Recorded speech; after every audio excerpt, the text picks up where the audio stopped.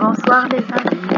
Aujourd'hui, je vais vous présenter ce qu'on appelle le matériel héréditaire.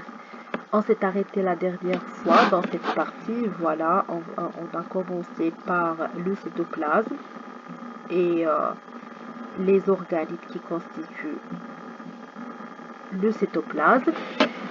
Et la dernière partie que j'ai pas expliquée, c'est le matériel héréditaire. Avant de commencer, je vous remercie de faire un j'aime, un commentaire et bien sûr de s'abonner sur la chaîne pour avoir accès à toutes les vidéos que je mets à votre disposition. Et voilà, donc le chromosome bactérien, c'est un filament unique qui est constitué d'une double chaîne d'ADN. Et dans la cellule, la molécule d'ADN est formée de boucles resserrées et finement entrelacées, donnant une structure compacte mais fragile, ce qu'on appelle nucléoïde. Toute l'information génétique est stockée au niveau de l'ADN sous forme d'un code bactérien, d'un code bien déterminé. Bien sûr, l'ADN est constitué de deux brins. Il est constitué des bases nucléotidiques les bases nucléotidiques, chaque succession des bases nucléotidiques, il présente un code et ce code est le code pour un protéine. Et voilà, un protéine, il a une autre expression et ainsi de suite. Par le processus de la transcription, c'est ce que je viens de vous expliquer. Le message est copié fidèlement sous forme d'ARN messager. Et bien sûr, l'ARN messager, il est exprimé par le processus de la traduction en séquences polypeptidiques et formant les protéines de structure et les enzymes. L'information génétique au niveau de l'ADN peut changer spontanément et artificiellement. Les agents chimiques, on a des acides nitro, l'UV, voilà. Et on a les plasmides. Un plasmide, c'est aussi un élément génétique extra-chromosomique capable reproduire. Elle a une taille très petite, une petite taille, elle a une structure torsadée, super enroulée. Et voilà, donc le poids moléculaire, il est entre 0,5 10 à la puissance 6 et 400 10 à la puissance 6. Leur nombre varie de 1 à 100 par cellule. Le rôle et la résistance aux antibiotiques, la résistance aux métaux lourds, comme le plomb, le cadmium, etc. L'intervention dans la dégradation de certains composés aromatiques. Il intervient aussi dans la production des substances à rôle pathogène et il intervient dans la production de bactériocides. Voilà, donc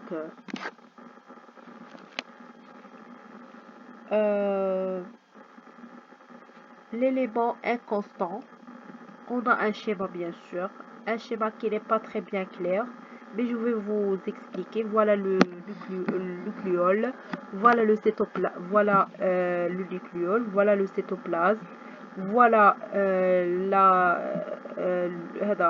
le capsule, voilà les ribosomes et les pili, c'est-à-dire des pili, comme des flagelles. Voilà le flagelle. Et voilà, c'est la présentation ou la structure d'une cellule prokaryote.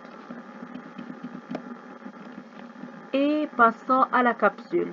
La capsule, c'est une couche organique visqueuse.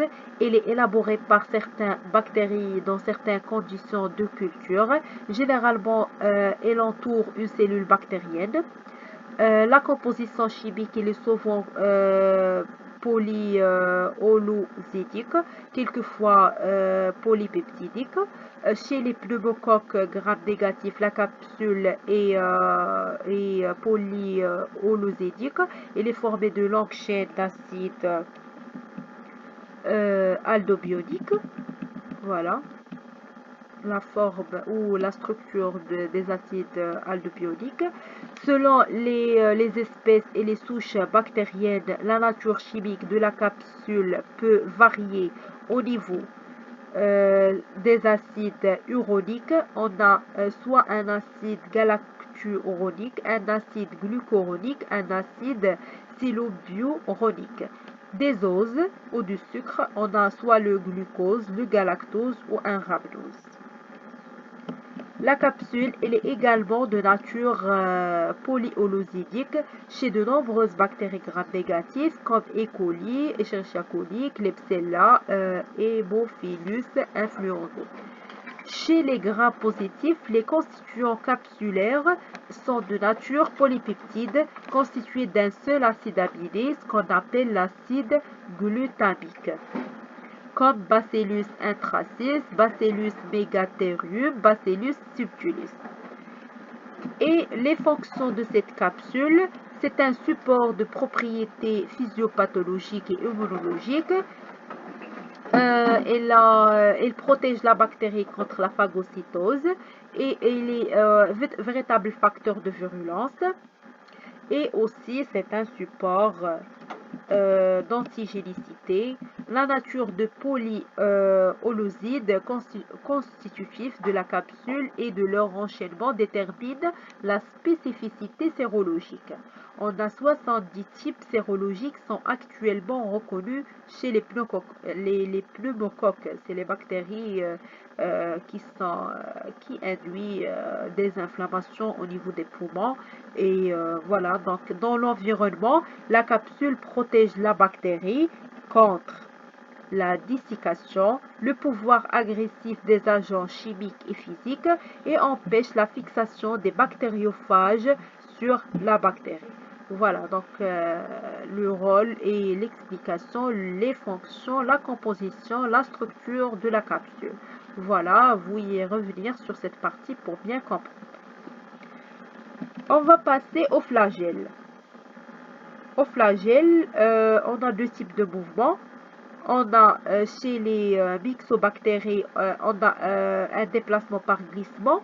Et chez les eubactéries ou les spirochètes, on a un mouvement assuré par les organes locomoteurs spécialisés.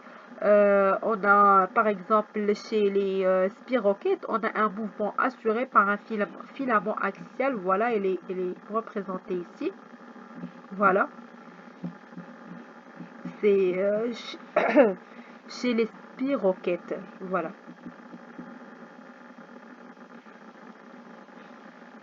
Alors,